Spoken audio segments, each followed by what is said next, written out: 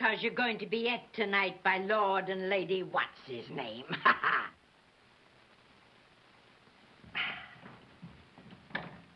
Oh, the aspic. The aspic. It's too divine, Mrs. Wendell. Thank you, ma'am. It was the only thing I was worried about. No, I think that's better, Mrs. Wendell. What is it? The wreck of the Hesperus? It's the British Lion, in honor of Lord Ferncliff. It will just make the dinner. Oh, isn't that Aunt Emma's vegetable dish? Yes, isn't it lovely?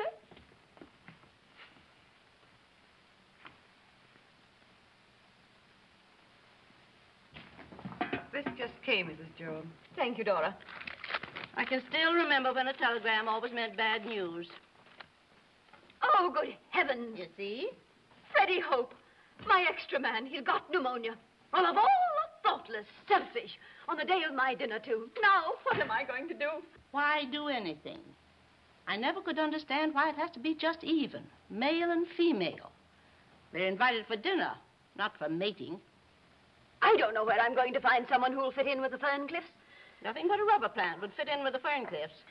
Why don't you get an actor for Carlotta? An actor? A movie star. Aren't there any movie stars around? I've got it. Larry Renault. He'd be too marvelous. I wonder if he's still in town. He was in town yesterday. Ed, the movie hound, read me an interview with him in last night's telegram.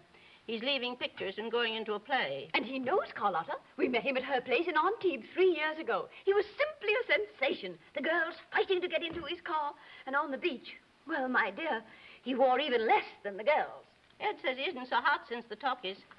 You can't fool Ed about the pictures. He remembers John Bunny and Francis X. Bushman, Henry B. Walthall. I don't suppose he'd even remember me. I wonder where he's stopping. The Versailles, that's it. The Versailles, that's where he is. That's where Carlotta's staying, are you sure? Yes, I remember the whole interview.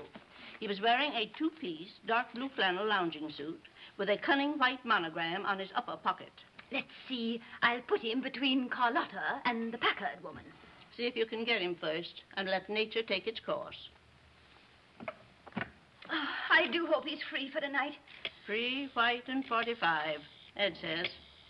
I'll say this for him. In his photographs, he has the most heavenly profile. Hello, Mr. Renault, please. Well, good luck, dear. Hello, Mr. Renault? This is Millicent Jordan. I don't suppose you'd remember me.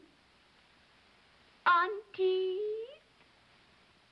Oh, yes. Yes, of course I do. How do you do, Mrs. Jordan?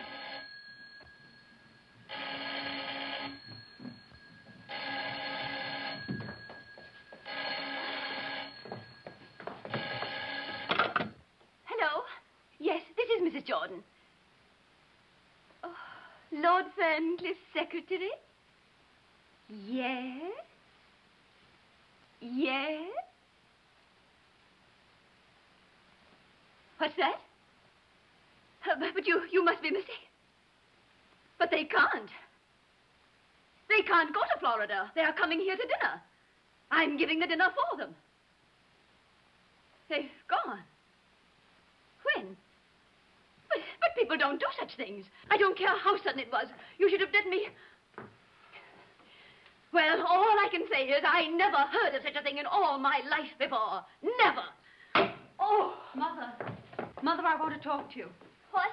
It's about Ernest and me. I want to talk to you about Mother, Ernest. don't bother me now. For pity's sake, don't bother me now. I can't listen to your But, cynical... Mother, you don't understand. This is Laura, terribly shut up. important. Shut up, I tell you.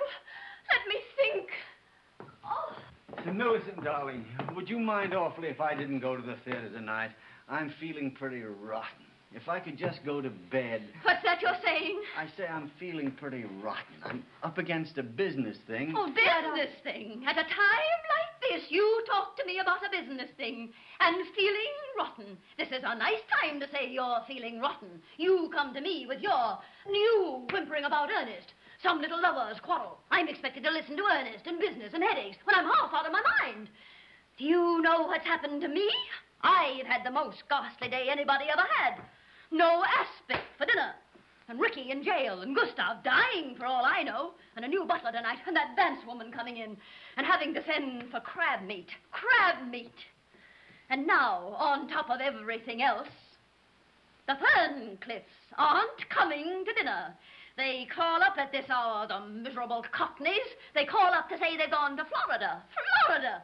And who can I get at this hour? Nobody. I've got 8 people for dinner. 8 people isn't a dinner. Who can I get? And you come to me with your idiotic little... I'm the one who ought to be in bed. I'm the one who's in trouble. You don't know what trouble is, either of you.